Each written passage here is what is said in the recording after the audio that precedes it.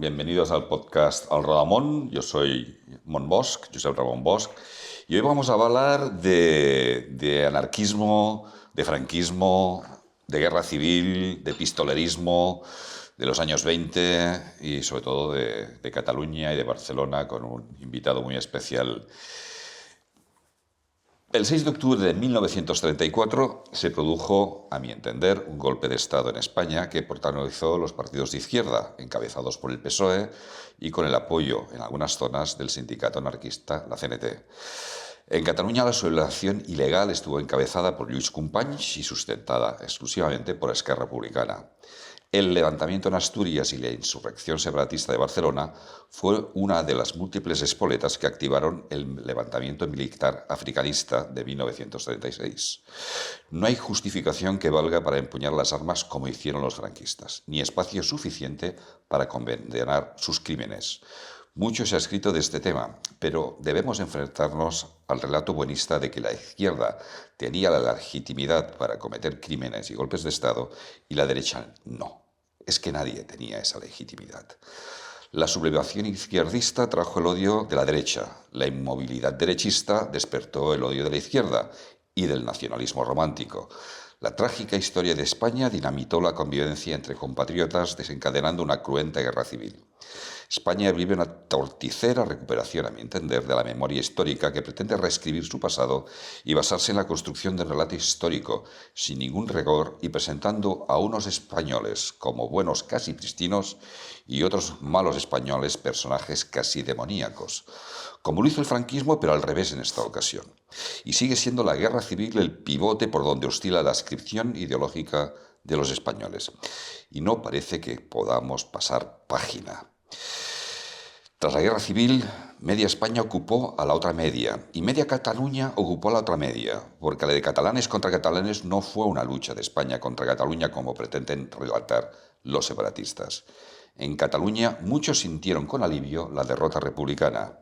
La historiografía de los nacionalistas catalanes olvida que la Cataluña de Companys y el anarquismo armado aterró a la gran burguesía y a las clases medias, y que quienes militarmente terminaron por aplastar la utopía revolucionaria fueron recibidos con entusiasmo por muchos catalanes, como Francesc Cambó, que fue uno de los principales financiadores de Franco. Los franquistas fusilaron a 3.358 republicanos en Cataluña, muchos de ellos con deshilitos de sangre. Los pistoleros llamados incontrolados al servicio de Companys asesinaron a 8.352 catalanes entre julio de 1936 y mayo de 1937, y muchos de ellos fusilados incluso con la rúbrica del presidente Lluís Companys. Lluís Companys, que tiene calles dedicadas en toda Cataluña.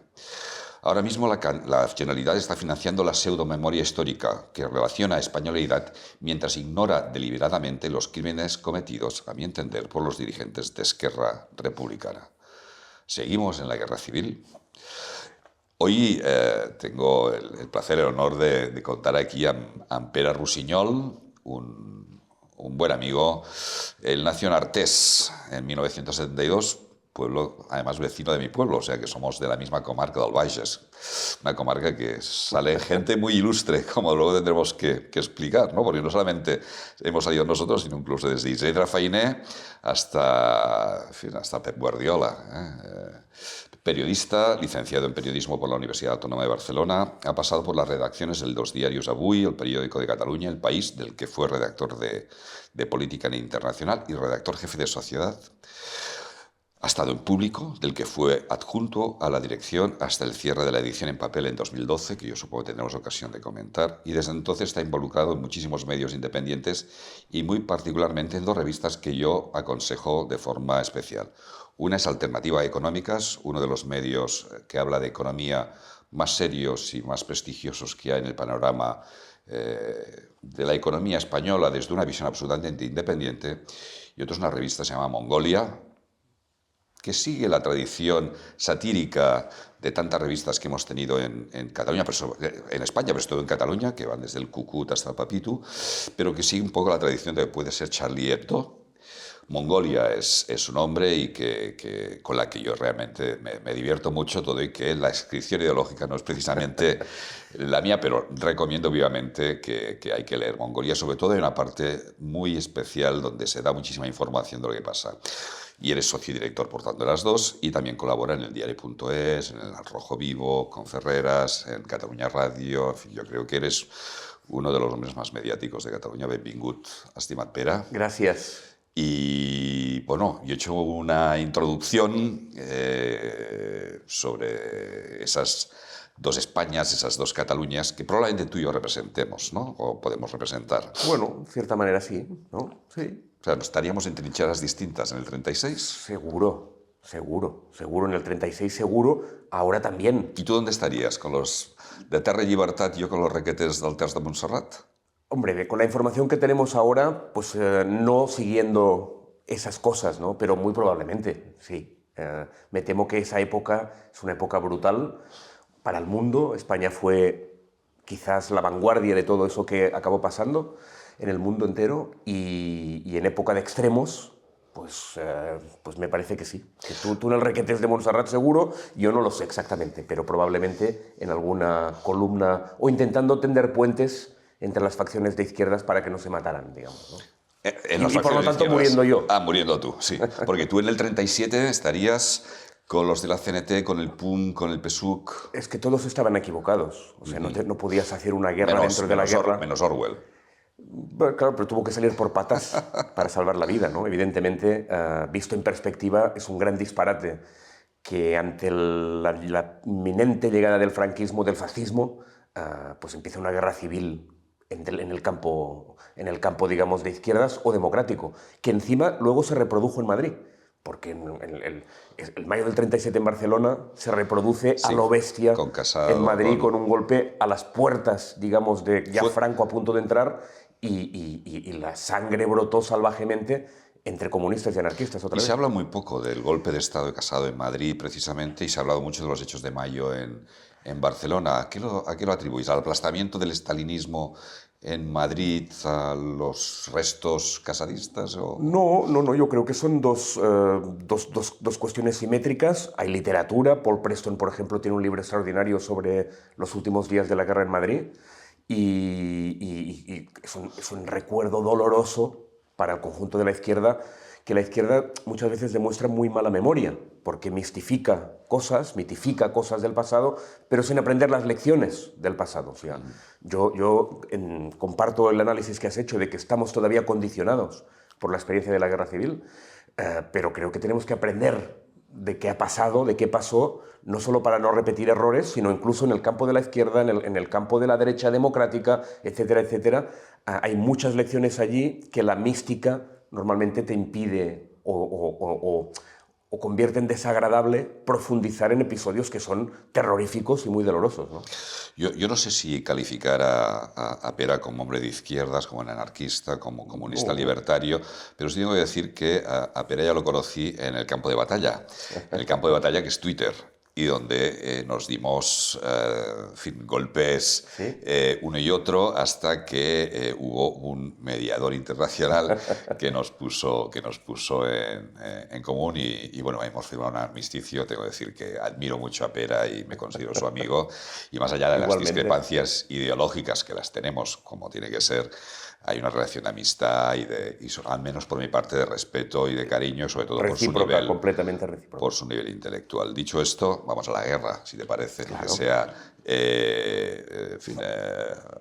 de la distancia ideológica, y empezamos por lo que empezó aquí en Barcelona, la Rosa de Foc, la ciudad de los atentados del Liceo, de Banys Nous, de la salida de la procesión en 1898, pero más allá de esos años iniciales de la Rosa de Foc, me gustaría que hicieses tú un análisis. Yo creo que el pistolerismo empezó en 1901 con ese asesinato de García Victory. No sé si tienes muy presente este hecho. García Victory era uno de los elementos claves, era un secretario sin más papel, pero el representante de lo que fueron los partidos dinásticos aquí en Cataluña, que murió no tanto por un asesinato político, sino fue por un ajuste de cuentas al no conseguir el trabajador que había pagado dinero un puesto de trabajo. A partir de ahí, hasta 1917, se producen toda una serie de acontecimientos, pero es en 1917 cuando explota el pistolerismo. ¿Cómo ves ese inicio con el pistolerismo, el asesinato de Layret, con el asesinato de Seguí, la huelga de la canadiense, en esa etapa previa, y por qué en Barcelona? Bueno, en Barcelona era el gran foco de la industria y por lo tanto de la clase obrera. Y muchas veces cuando analizamos las cosas de hace un siglo nos olvidamos del elemento fundamental que en mi opinión era la falta absoluta de derechos de la clase trabajadora. Una falta de derechos pero que llevaba, digamos, a tener vidas de miseria y a estar condenado a tener vidas de miseria simplemente como mano de obra semiesclava para una clase, en aquella época, digamos, mucho más marcadas las diferencias, a una clase capitalista que contaba con todos los instrumentos del Estado, porque eran estados que servían claramente, en mi opinión, sin margen, digamos, para la duda, a intereses patronales. Entonces, este era el marco que no tiene nada que ver con el Estado de hoy. Nosotros vivimos, obviamente el Estado de hoy es muy imperfecto, pero somos hijos todavía del gran pacto social que hubo después de la Segunda Guerra Mundial, en el que incluso en España, a pesar de que se intentó imponer un régimen fascista, acabó evolucionando hacia un contrato social que de alguna forma reconociera mínimamente el derecho de ser humano y no simplemente carne de cañón para poder trabajar prácticamente con salarios de miseria para las clases, digamos, patronales, ¿no? Esta era la Barcelona de principios de siglo, en el mundo occidental, pero Barcelona como un núcleo importante, digamos, de las clases trabajadoras y de la clase obrera, en la medida en que había mucha más industria que en el resto del país. Y eso explica la particularidad de Barcelona ante unas clases proletarias básicamente de afiliación anarquista. Sí, y además unas clases proletarias básicamente catalanas. No existía inmigración, venían gente de la montaña que se establecieron en Cataluña, salieron líderes, te lo he comentado, como Layret, como Seguí, que procedían de la Cataluña interior. ¿Ellos fueron los auténticos líderes en aquel momento? No, yo creo que como mínimo desde la Exposición Universal de 1880, no me acuerdo exactamente qué año, 82, vino muchas clases obreras expulsadas de la miseria del resto de España. De hecho, los nacionalistas pues tenían terror a los murcianos, que no eran de Murcia, eran de toda España, uno de ellos Durruti, por supuesto, después, y muchísimas gentes. O sea, había una clase proletaria autóctona, pero también de todas las partes de España, con líderes de todo tipo, surgidos. Ya lo hemos hablado alguna vez, el entierro de Durruti en Barcelona, en plena guerra civil, están las imágenes todavía. Es impactante. Yo diría que es el acontecimiento, digamos, más masivo como mínimo hasta el Procés. Y era un hombre nacido en León. Sí, sí. Hablaremos de Ponferrada, ¿no? ¿O eran leones de la capital? Bueno, no sé exactamente, pero eran leones internacionalistas. Bueno, había dos hermanos Durruti. Estaba Buenaventura Durruti, que era anarquista, pero luego estaba Marciano Durruti, que era falangista. Sí, como muchas familias. Como muchas familias. Hablaremos también del falangismo, ¿no? Que en buena medida creo que luego intentó seguir con pestaña, al final no. Yo creo que es injusto llamarlo falangismo, ¿no? Yo creo que hubo, o sea, sobre todo el inicio del fascismo, un intento de reclutamiento, de fichar, entre comillas, a líderes que habían sido de la CNT y que eran muy anticomunistas, pero la alternativa era, como el pobre Peiró, fusilarle. Por lo tanto, lo de Peiró fue una creo que es injusto este tipo de etiquetas, en mi opinión. Volviendo a Barcelona, 1909, la Semana Trágica, en la que hubo una participación muy importante de los lerrouxistas en aquel momento, del Partido Radical, que fueron realmente el motor, pero que luego se capitalizó o se concentró todo en el anarquismo. ¿Cuál es tu lectura de aquel momento, de 1909? Hombre, yo creo que es uno de los momentos de explosión, que son periódicos y recurrentes como consecuencia de un estado y unas condiciones de vida deplorables. Deplorables, sin ningún horizonte de mejora para las clases populares, un ejército absolutamente corrupto que mandaba a morir en guerras imperialistas absurdas a gente que el Estado no le daba nada, y obviamente una agitación izquierdista, de unos movimientos de masas que por fin estaban llegando a España, digamos, ¿no? Porque España, en ese sentido, iba un poco tarde, pero, digamos, el movimiento obrero organizado... Pero ya estaba organizado en aquel momento, en 1909. No, había influencias italianas, de anarquistas italianos, sí, muy pero no potentes. estaba, o sea, el movimiento obrero organizado pues es después, precisamente, que allí se ve, yo creo, la traición del lerrouxismo, que no puede representar a los intereses de las clases proletarias de verdad, sino que tiene su propia agenda de medrar, y allí es cuando emerge lo que acabará siendo el sindicato CNT. Pero hemos de entender que los lerrouxistas en buena medida representaban a la clase obrera Claro, en aquel sí, momento. sí, como una reacción al encuadre, digamos, también de clases populares que hizo el nacionalismo catalán.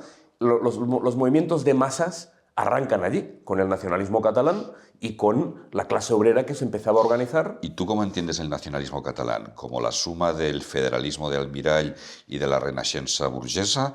¿O fue una reacción claramente burguesa? Porque aquí ya sabes que hay dos escuelas, unas que defienden que son movimientos populares, que podría defender Fontana, por ejemplo, o Lluc, que habla que el nacionalismo fue básicamente burgués. Obviamente eso es un debate académico, ¿no? Pero yo pienso que obviamente había unas vanguardias burguesas, pero yo creo que negar el carácter popular de amplias partes, digamos, del nacionalismo catalán, algunos procedentes de tus amigos carlistas, que en un momento dado vieron que eso de seguir defendiendo al mundo carlista era absurdo, o de Torras y Baixas, de la propia Evolución, que son sectores populares, muy vinculados a la Iglesia, muy vinculados en algún caso a la Iglesia, en otros a sectores ilustrados, ¿eh? No estoy diciendo simplemente que eran todos de derechas y de orden. Yo creo que el catalanismo, el nacionalismo, incluso en sus orígenes, obviamente es una cuestión plural, que hay mucha gente de muy distinto tipo y unos líderes muy bien vinculados, eso sí, a la burguesía catalana, al dinero de la burguesía catalana y, por lo tanto, paradójicamente, porque eso muchas veces se olvida, a los intereses de un Estado que en realidad servía a sus intereses de clase. Y las dos cosas me parecen perfectamente compatibles. Sí, sí, daría para hablar y discutir sobre este tema largamente, pero coincido en buena medida en tu análisis que hay dos vectores que alimentan el nacionalismo. Damos un salto, si te parece, y nos plantamos en 1917, yo creo que es un año clave, ¿eh? España se divide entre aliadófilos y germanófilos. La izquierda en general y los movimientos populares son aliadófilos, la derecha y las clases pudientes, excepciones hay, pero son germanófilos, y España es un estado que no forma parte de ninguno de los bandos oficialmente, pero aquí se producen, y sobre todo en Barcelona, es el centro de espionaje y de presión. Se empiezan a producir atentados en la que, digamos, el Deep State en buena medida favorece la creación de una serie de intereses, y empiezan los atentados. El pistolerismo, como se entiende, ¿eh? Y es un periodo de 1917 a 1923 que se ha estudiado, se ha debatido mucho, pero yo creo que es el inicio, en buena medida, Barcelona, como siempre, de la división que se produce luego en España. Es decir, creo que en Cataluña hemos sido generadores de muchas cosas, entre ellos también el enfrentamiento civil, ¿no? No sé si coincides con mi interpretación. Claro, sí. Además, esta 1917 es la Revolución Rusa y, por Exacto. lo tanto, hay una sacudida bestial. Cuando tú hablas del Deep State, es el Deep State salvaje a lo bestia. O sea, hay unos personajes aquí que son Arlegui y Martínez Anido, que no es como Villarejo, digamos. Es Muchísimo peor. Muchísimo peor, porque mataban sin parar al servicio y coordinados también con tus amigos del Sumatén, ¿no? Ahí discrepo, pero bueno, sí. Podemos hablar un poco de... O sea, obviamente parte, en mi opinión por lo menos, parte, digamos, de la violencia revolucionaria era defensiva. Bueno, se retroalimentan, es decir, hablar de que el sindicato único eran unas monjas de la caridad, creo que erraríamos, ¿no? Claro. Lo que pasa es que en aquella época había unos que tenían todo el poder del Estado y de las cloacas y de los servicios secretos y del ejército y de todo el Estado a su favor y a su favor de los intereses de clase, y había otros que solo tenían, digamos, eran trabajadores que se estaban organizando en sindicatos no tenían unas condiciones laborales equiparables Para a las de ahora. implantar la dictadura del proletariado, No. que era la intención real de ese pistolerismo que decía defender unas clases populares, pero que a mi entender lo que quería era llevarles a la Revolución Rusa y a la miseria que después, como se evidenció. No, porque la buena parte de ese pistolerismo que tú dices era anarquista y ellos vieron enseguida que la Revolución Rusa no era un modelo. Pero ya estaba organizado en aquel momento, estamos hablando de 1917, el Sindicato Único.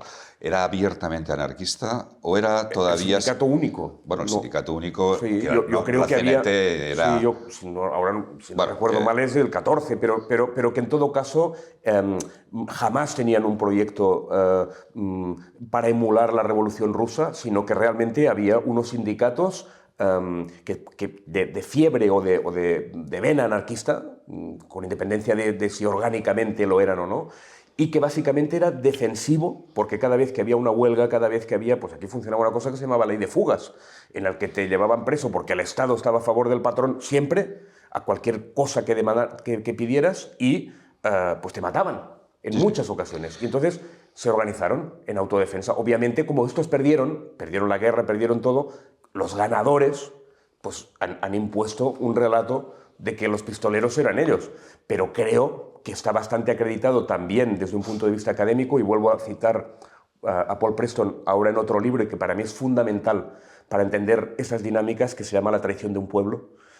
Es un libro que analiza, digamos, el fracaso del régimen de la Restauración y hasta qué punto era hostil y contrario a los intereses de la gran mayoría de las clases populares de este país, y cómo emplearon la violencia y todos los resortes del Estado para aplastarles, y cómo tuvieron que defenderse, que insisto, eso no significa, seguro que cuando te defiendes cometes muchas barbaridades, pero creo que el marco en el que hay que analizar esto es este que estoy planteando, y no el que se impuso porque ganaron la guerra civil los otros.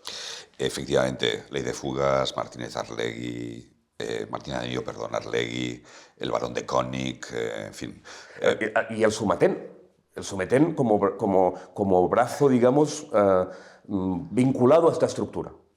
Bueno, lo dejamos aquí para no entrar en muchas más polémicas y para avanzar, pero creo que requeriríamos un largo debate, no solamente sobre el Somatén, sino sobre lo que fue sindicato de los carlistas, como tú llamas, que fue también un movimiento popular organizado, Sí, con muchísima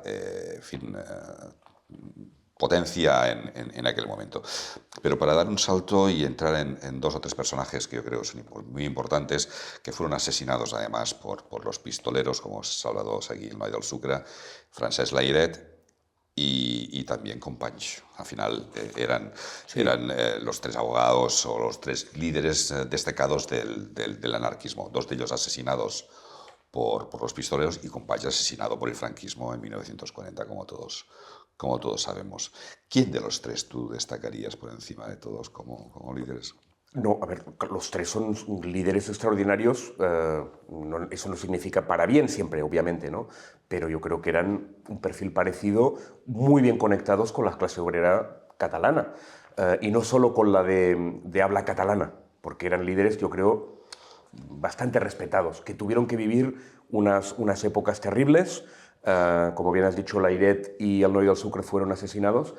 Y Companys, yo creo que en tu introducción creo que eres muy injusto con Companys, porque Companys obviamente vivió en una época complicadísima, pero desde luego no fue, en mi opinión, el culpable de lo que sucedió.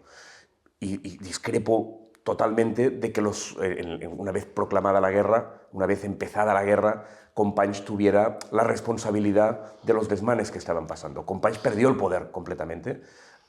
Companys, hasta que no lo recuperan en mayo del 37, es un títere en manos del Comité Revolucionario, que está armado. El Comité Revolucionario detiene, impide que el fascismo gane en Barcelona desde el principio, con un gran sacrificio también en costes personales, y obviamente se producen muchísimos desmanes, como en las revoluciones, injustificables muchas veces, pero Companys no tenía, desde luego, ningún poder, en mi opinión por lo menos, y creo que el de muchos historiadores, para poder hacer frente a esta situación de descontrol absoluta de los primeros meses de la guerra. Yo ahí discrepo completamente. Sí. Creo que Companys fue un criminal de guerra que debería ser borrada de la historia de Cataluña. Él, sabes su historia, él procede además del españolismo, es decir, no procede del republicanismo, es que no es un nacionalista, Companys. Él fue concejal del españolismo, del republicano, pero españolista. Es que Companys era un republicano, no era un nacionalista. Fue ministro claro. de Marina, además, sí, claro, del gobierno de España. Pero bueno, en buena medida él fue el protagonista de 1934, que yo creo fue el origen de 1936. 1934, en la que él además hace esa declaración, ese golpe de Estado, en principio por amor, porque es un hombre absolutamente enamorado de Carme Ballester, que era una sindicalista dentro de Estat Català, que tuvo amoríos con uno de los hermanos sí, Badia, ¿no? Badia, sí, pero yo creo que es un factor. Bueno, sí, a veces las cosas son mucho más sencillas de lo que parece, ¿no? Un pequeño factor es el que. Pero no quiero entrar en este debate. Sí, pese a que no comparto el análisis que has dicho, porque yo creo que Companys, el octubre del 34, no tiene que ver con un golpe nacionalista, es un golpe en solidaridad con los obreros y para salvar la República. Puedes decir equivocado, pero desde luego en ningún momento Companys actúa o ejerce de nacionalista, en mi opinión. Es un republicano bien conectado con las clases populares y bien conectado con los anarquistas muchas veces. Sí. No quiero insultar la memoria de Companys en absoluto, pero quería... Tienes todo el derecho a hacerlo. O sea. Dicho esto, yo también discrepo con el papel de los revolucionarios en 1936, el 18 de julio, 19 de julio creo que fue, porque yo creo que tuvo muchísimo más importancia el papel de la Guardia Civil y del coronel Escobar, por poner un ejemplo, que no los anarquistas, que fue la Guardia Civil quien realmente paró el golpe de Estado, sin despreciar el papel que tuvo, entre otros, Ascaso, que murió en la Rambla de Cataluña el 19 de julio, ¿no? A ver, si hubiera tenido el papel la Guardia Civil tan relevante como dices, después no se hubiera desencadenado una revolución. Es precisamente porque el que para el golpe está armado y tienen la posibilidad, porque se hacen los que controlan la situación, que se desencadena una revolución. Sin ningunear el papel de la Guardia Civil, que fue leal y que además fue fusilado posteriormente Escobar, y que creo que eso mucha gente lo desconoce incluso, y que no le quiero quitar méritos. Pero si realmente el papel clave hubiera sido la Guardia Civil, no se hubiera desencadenado una revolución después. Muy bien. Hay una canción de Sánchez Ferlosio, que la verdad es que Sánchez Ferlosio para mí es uno de los, seguro que para ti mucho más, pero uno de los cantantes más atractivos, Gallo Negro, Gallo Rojo. Pero tiene una canción a los solidarios, que es Buenaventura Durruti, Ascaso y García Olivé. 3 pistoleros, 3 hombres de bien, 3 hombres de paz, ¿no? No, 3 hombres de paz no. Bueno, de hecho, él, García Olivé, se reivindicaba en el famoso discurso el rey de las pistolas. Claro, el rey de la pistola obrera de Barcelona, en un contexto de ley de fugas. De hecho, es García Olivé el que de alguna manera, dice, hay que defendernos. Y todo esto, visto ahora, pues tú puedes decir, no, eran unos pistoleros, no. Había un Estado criminal que les mataba continuamente a cualquier reivindicación que tuvieran. Como los pistoleros mataban a empresarios continuamente. No, pero es que unos tenían una pistola desgraciada y los otros tenían todas las estructuras del Estado. Todo el Sumatén, todas las cloacas, todo el ejército, todo el dinero del Estado. Entonces era tan desigual.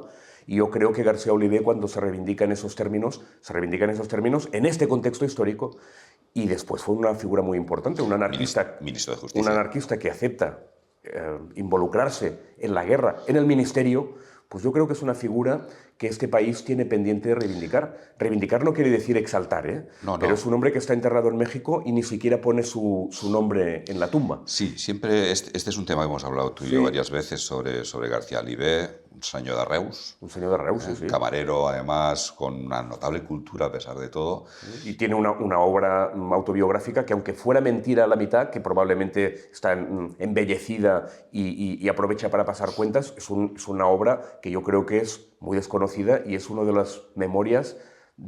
las obras memorialísticas más importantes de este país. Y más que las memorias, yo creo que la entrevista que tiene en el año 72-73 en París, que está colgada en YouTube, que dura 3-4 horas, yo creo que es de obligada visión para todo el mundo. Las dos cosas, las memorias son muy importantes, incluso si son inventadas, porque explica muy bien este periodo que estamos hablando, tan convulso, en el que obviamente no se puede decir hay unos ángeles y unos demonios, ¿no? Pero resulta que los que ganaron la guerra impusieron un relato que apartó completamente y dibujó como si fueran simples pistoleros y terroristas a una gente que entregó su vida en la defensa de las clases populares, que fue ministro de España y que a día de hoy, como perdió, porque García Oliver perdió dentro de la CNT, perdió dentro del campo revolucionario, perdió dentro del campo republicano, perdió dentro del campo demócrata y obviamente perdió contra los fascistas. Nadie lo reivindicó. También un carácter de cojones, ¿no? Pero a mí me asombra que a día de hoy ni siquiera tenga su nombre la tumba donde está enterrado en México una persona que obviamente pues, ha sido muy importante con sus... No, para nada lo estoy mistificando, pero que los otros, los que ganaron la guerra, están por todos lados. Y esta persona, pues, con lo que representó, se ha querido extirpar la memoria de lo que representó el anarquismo. Sí, no, entiendo. O sea, la figura de Urruti, si quieres la comentamos ahora, creo que es muy importante, pero la figura de García Oliver mucho más. El discurso que hace en el cementerio de Barcelona, creo que es en el año 37, reivindicando su... yo creo que es de las cosas más brutales y extraordinarias que ha pasado en la historia de España. Pero este pequeño espacio, digamos, del cementerio de Montjuïc, pues ahí es donde debería estar enterrado García Oliver. Hay un espacio de anarquistas donde está Durruti, donde está Ferrer i Guàrdia, de manera repugnante asesinado después de la Semana Trágica sin que tuviera nada que ver. No, él no tuvo nada, absolutamente nada que ver. Y un pedagogo, digamos, de vanguardia que Pascual Maragall reivindicó y hay una estatua, pero digamos que... Con una vida, en fin, sus mujeres, sus hijas... bueno, una vida... El asesinato se supone de su amante medio monja... Todo muy oscuro en su vida también, pero que hace que sea una figura más grande todavía. Sí, a ver, esas vidas oscuras, cuando son explicadas por sus enemigos que lo han matado, inventándose un proceso, pues obviamente, pues ya para su caripá, ¿no? Pero era un súper progresista de una época de las luces, un hombre, digamos, del espíritu, digamos, de la ilustración y de las libertades de las que ahora mismo gozamos nosotros y que sus asesinos no querían. Por lo tanto, una figura... para mí, claramente a reivindicar, ¿no?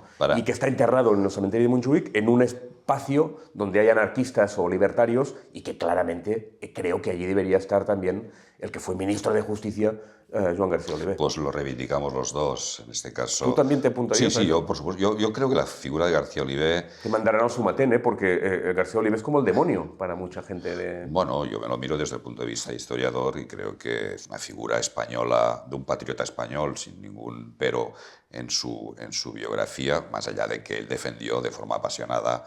En fin, es verdad que él cometió asesinatos, el asesinato del obispo Soldevila en Zaragoza, sin ir más lejos, ¿no? Por tanto, en su haber y en su deber, muchas cosas. Pero al final, desde este punto de vista de la distancia en la que tú y yo hemos de ver la realidad, pues yo creo que la figura de García Oliver brilla con luz propia, de eso no tengo ninguna duda.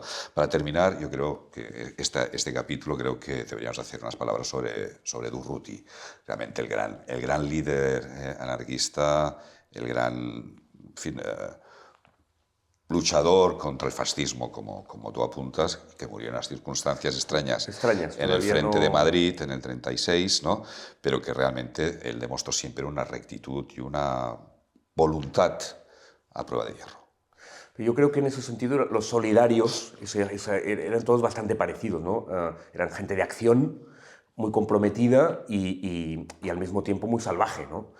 Y Durruti, pues probablemente, además, como falleció en circunstancias heroicas, aunque no está claro quién le mató y había mucha gente interesada en sacárselo del medio, pues obviamente tiene una fuerza cinematográfica que a mí me parece, por ejemplo, extrañísimo que no haya una gran película. Si fuéramos a estadounidenses, habría una película de Durruti, pero impresionante, probablemente manipulada para transmitir mensajes diferentes de los que le hubieran gustado a Durruti, pero tiene una fuerza cinematográfica espectacular. Pero creo que son equiparables García Oliver y todos los solidarios, aunque Durruti tiene ese carisma que, como hemos dicho antes, solo hay que ver el entierro de Durruti en Barcelona, que yo creo que proporcionalmente hay más gente que en el procés recientemente. Sí, aquel entierro sin quitar mérito a la gente que había en el procés. Sí, pero es hipnótico ese hipnótico entierro, es absolutamente. Al tipo más denostado y más odiado por las clases pudientes y burguesas de Barcelona. Sí, Dorothy. Damos un paso y un salto en el tiempo, si te parece.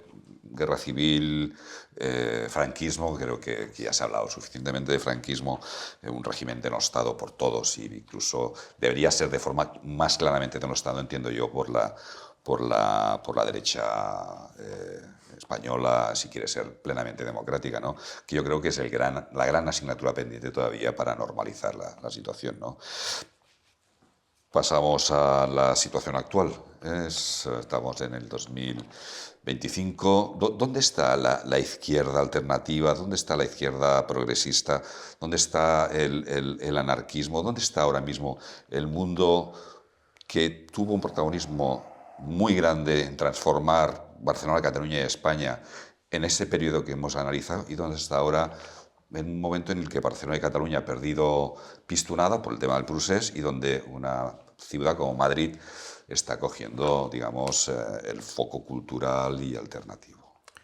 Pues la verdad es que es muy complicado. Yo no soy capaz de diagnosticar nada más allá de constatar, en mi caso con cierto dolor, porque yo, digamos, siento un cierto apego a lo que era el movimiento obrero, la tradición del movimiento obrero, que tenía un proyecto básicamente vinculado a un horizonte de mejoras de las condiciones de vida como premisa para después poder ejercer la libertad frente al patrón, la libertad frente a los políticos, la libertad frente al mundo, a partir de tener un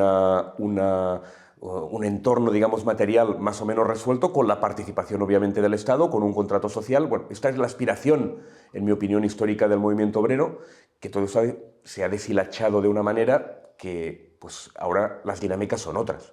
Obviamente, parte de esa clase, digamos, clase obrera que tenía este proyecto, pues las transformaciones socioeconómicas hace que todo esto sea mucho más difícil de alguna forma de agrupar y de convertirlo en un actor político o en un actor económico, y la izquierda pues se ha ido volviendo cada vez más, ante su fracaso para mantener o para lograr avances en estas condiciones de vida materiales y un horizonte de futuro, bla, bla, bla, que estábamos hablando, el porvenir, pues en cuestiones que son más progresistas, que muchas veces se hace como si fuera sinónimo la izquierda y el progresismo, cuando en teoría no tienen siquiera nada que ver, son tradiciones.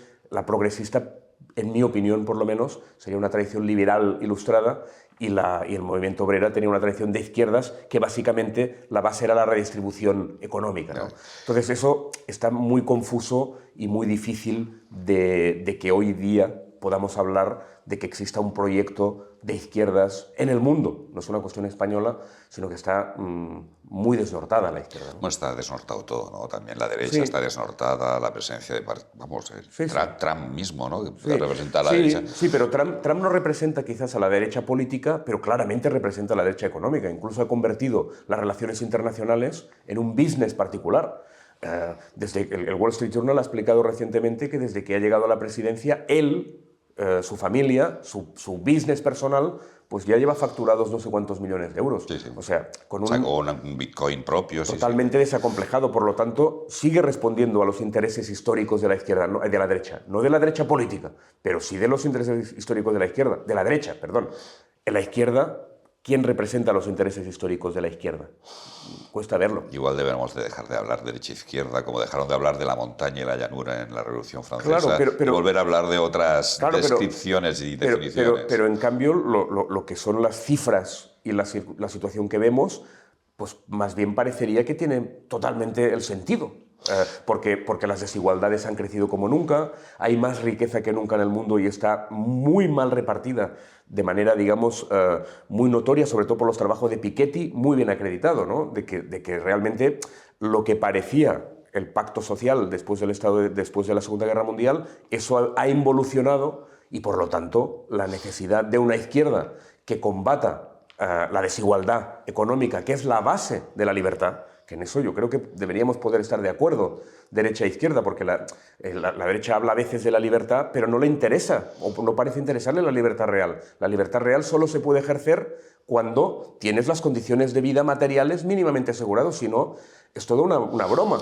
Sí, Entonces, sí, hombre, creo que la izquierda tiene más sentido que nunca. Sí. Oye, yo parto de una derecha, de una base cristiana, y al final el cristianismo no deja de ser básicamente social, ¿no? Pero bueno, dejemos de hablar y dejemos de hablar de Piketty, dejemos de hablar de temas sociales y vamos a centrarnos en lo que pasa actualmente aquí en España, derecha e izquierda, pero también fijándonos en Francia o en Italia, en otros países, ¿no? El votante tradicional de izquierda ha abandonado a la izquierda, vota a la derecha o a la extrema derecha. Lo vemos en Francia, en los Vanleris, como votan a Le Pen o como han votado de forma masiva en qué zonas a Meloni, o lo vemos en la AfD, en la antigua República Democrática Alemana, o lo vemos tanti quanti en tantos países, o en el mismo Estados Unidos, en el cinturón de hierro, en los estados, en fin, como Pensilvania. ¿Es un error de la izquierda haber cogido las banderas llamadas woke? Es decir, un feminismo, todo el tema de los géneros, el trans, esas banderas que fijan en ciertas minorías dejando a la masa, digamos, obrera desheredada al descubierto y en el que se enfrente de una forma tremenda a la inmigración en estos momentos de gente desheredada de otros países que vienen con todo el derecho del mundo que tiene además, a mi entender, a buscarse la vida a estos países y que no ha sabido darle un mensaje y por tanto perder esas banderas y por tanto ves como el votante de izquierda es un votante urbanita, ilustrado, de buenos recursos y el votante de la extrema derecha o de la derecha o de la extrema derecha es un votante con bajos recursos económicos y sin formación.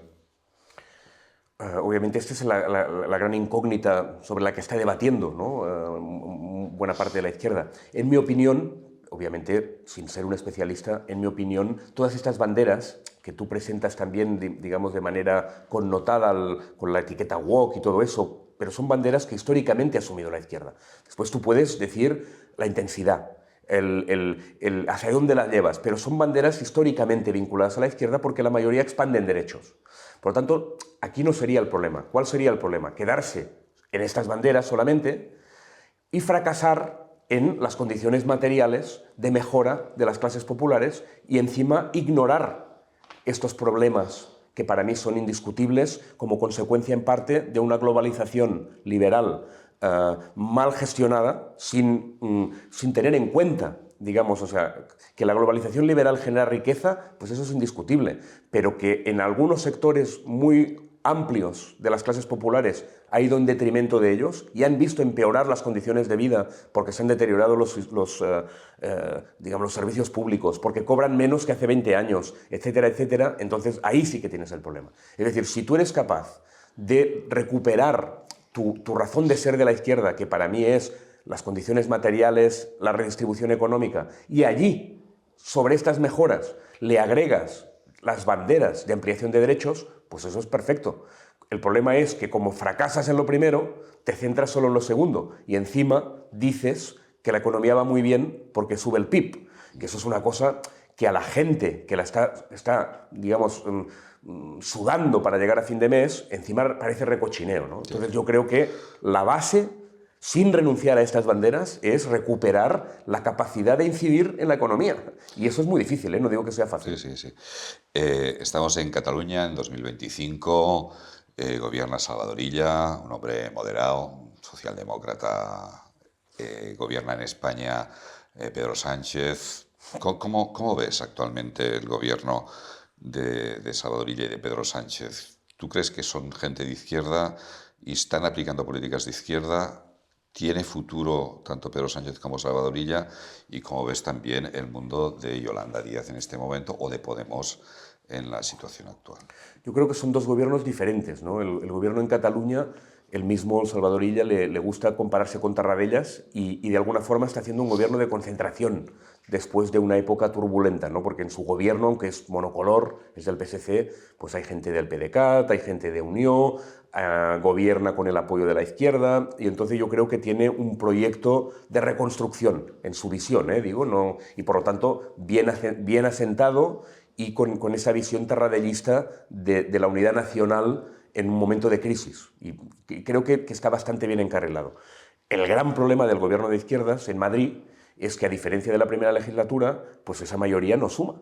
O sea, tú puedes tener un programa de izquierdas, muy de izquierdas, que yo creo que la primera legislatura fue razonablemente bien, incluso en medidas importantes como la reforma laboral y otras, y que ahora no puedes desarrollar, porque dependes en última instancia de dos partidos, que son Junts per Catalunya y el PNV, que son dos partidos anclados en la derecha, ¿no? Hay mucha gente allí, no quiero etiquetarles, pero anclados en la derecha y en las patronales de derechas. Por lo tanto, tú no tienes un bloque común, no tienes distintos actores contradictorios y mal avenidos, y por lo tanto, en esas condiciones es extremadamente difícil que ese gobierno pueda prosperar. No le podemos olvidar tampoco un entorno judicial y empresarial extremadamente hostil, en muchos casos bordeando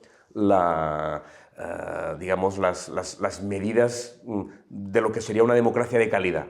Entonces, obviamente, ese gobierno de Madrid está en unas condiciones muy precarias que se ha agravado, para acabar con tu pregunta, por el propio desplome y guerras fratricidas de nuevo en la izquierda.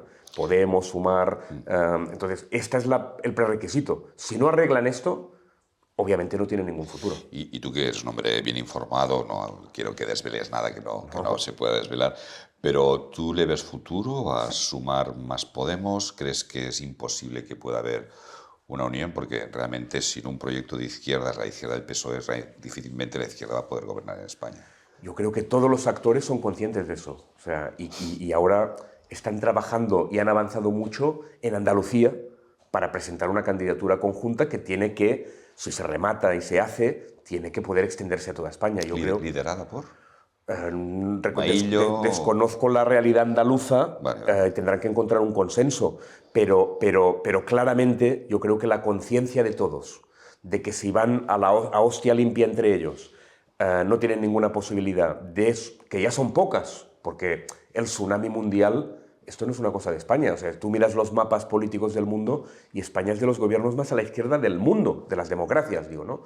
Entonces, bueno, en ese contexto internacional, si tú, como mínimo, no cumples con esta parte, que es reunificar la izquierda, pese a que hay allí follones y rivalidades y decepciones personales muy enconadas, si no, no hay ninguna posibilidad. Creo que lo van a hacer. Creo que lo van a hacer. En Andalucía lo van a hacer. Creo que lo van a extender a toda España, a pesar de que lo hagan quizás tapándose la nariz.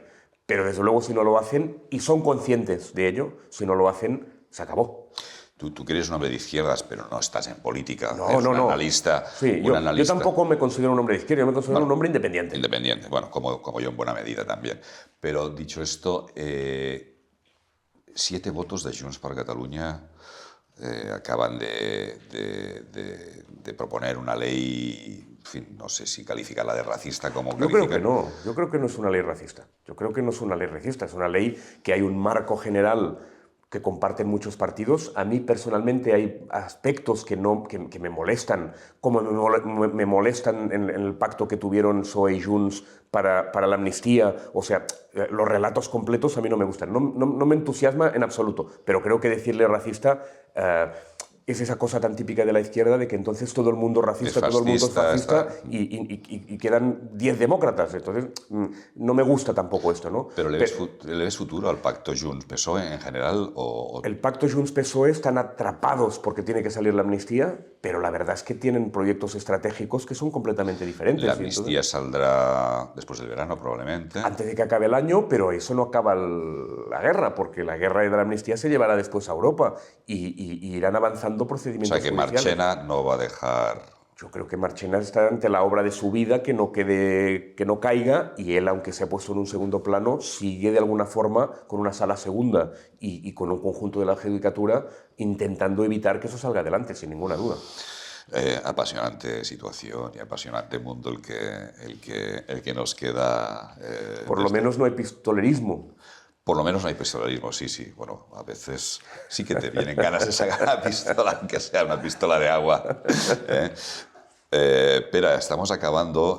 No me gustaría dejar de terminar un poco dando también un mensaje de esperanza a pesar de todo, ¿no? Ante la situación Bueno, el mensaje sea el que sea, no sé si es de esperanza o no. A mí me gusta Gramsci, decía, la verdad es revolucionaria, no nos engañemos. O sea, esperanza, pues quien encuentre los elementos para tener esperanza, adelante. Pero no vayamos a autoengañarnos tampoco a dar mensajes si no son ciertos. Cada uno... Muy bien.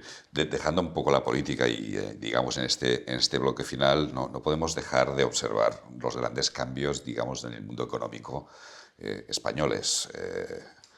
Fundación La Caixa ha avisado de que vuelve, igual que volvió el Sabadell, Criteria, y están avisando ya otras empresas que van a volver. ¿Se ha acabado el procés o tú crees que en algún momento puede volver? El procés puede volver, quién sabe, ¿no? Porque tenemos muchos años de lío y obviamente los independentistas siguen queriendo la independencia, pero obviamente el procés ha acabado. El procés fue un movimiento que se acabó hace bastante tiempo ya, o sea, no fue un movimiento que trató de llevar la independencia o de hacer ver que trataba de llevar la independencia, que culminó en el 1 de octubre y después ha habido no sé cuántas elecciones y casi todas las han perdido. Entonces no tiene el procés, los procesistas no tienen espacio de poder y estamos en otra etapa, clarísimamente. ¿Eso significa que se acabó el movimiento independentista? Obviamente no. No sabemos si volverá, con qué intensidad, pero obviamente hay una gran fuerza de movimientos independentistas que buscarán obviamente su oportunidad. Y eso no lo sabemos, ¿no? Indra, Marc Murtra ahora en Telefónica, cambios en Telefónica importantes con Javier de Paz ahora en Movistar, movimientos en Caixa, marchó Burniol, entra el Conde de Godó, curioso sucesión la que busca y Fainé al buscar una persona mayor que ella como sucesor. ¿Qué está pasando en el mundo económico aquí en España? Hay una toma... ¿Hay un asalto por parte de la izquierda al mundo económico, como algunos creo que estamos visibilizando?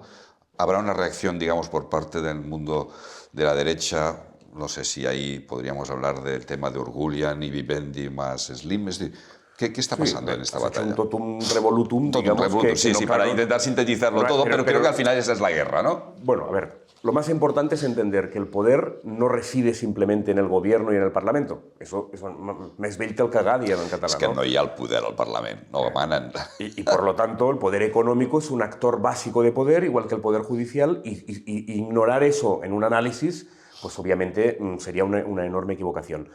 La derecha suele tener el poder económico. Y lo que pasa es que el mundo vive un tiempo en el que esa idea de que el Estado simplemente es un árbitro diezmado y grotesco del mundo económico, pues eso no es en España, es en todos lados, donde hay una conciencia de que determinadas cuestiones no pueden quedar simplemente en manos del mercado, que significa quedar en manos casi siempre de agentes de la derecha o de empresarios capitalistas que ven el mundo con una visión parecida a la izquierda y que trabajan políticamente también. Entonces, en todo el mundo pues hay una recuperación de los objetivos de bien común también en el mundo empresarial. Eso no significa la toma de las empresas. O sea, resulta que estratégicamente hay varias empresas importantes donde hay participación del Estado, a través del gobierno, a través de la SEPI en algunos casos, a través de otros actores en otros. Por lo normal es que lo jueguen. Obviamente estamos en un momento de extrema tensión política, que eso inevitablemente tiene sus derivadas también en el mundo económico. Por lo tanto, para seguir en la línea del totum revolutum, el momento de excitación es máximo. Y todos estos movimientos que estamos viendo tienen este marco que acabamos de describir y algunos se resolverán de una manera, otros de otro, pero seguro que hay una pugna política en todos estos sitios que creo yo és evidente e inevitable. Molt bé, Pere. Gràcies per la teva presència. A tu. Segurament fa 70 o 80 anys els aguilutxos i els raqueters estaríem tirant-nos tiros. Ara, per sort, estem aquí parlant amigostosament, amb un cafè i una mica d'aigua, i després ens anirem a fer una cervesa si cal, no? Moltes gràcies. Espero que puguem seguir parlant de moltes coses més. dos xicots del Bages, d'Artés, que per cert, d'Artés és la zona vitivinícola per excel·lència. I encara hi ha molt bon vi. I on s'esmorza molt bé. Sí, saps més tu que jo, però tens raó. S'esmorza molt bé. No, moltes gràcies. Jo m'ho he passat molt bé i crec que aquests temes convé que en parlem, perquè moltes vegades des de la dreta sempre es diu no parlem més de la guerra. No, hi ha coses pendents, hi ha molta gent encara que està a les cunetes que no s'han desenterrat. Potser no tindrem un relat comú, però no podem deixar de parlar-ne, perquè tot això no està tancat. Sí, no, va ser una tragèdia per tots, familiarment. Tu sempre expliques que vas tenir un avi a cada bàndol. Jo vaig tenir els dos avis als bàndols republicà. Però en el meu cas, el bàndol franquista era no franquista, era religiós. Religiós, sí. Com a tantes famílies. Com a tantes famílies, sí. Bueno, gràcies, Pere, i fins la propera. Un plaer. Gràcies.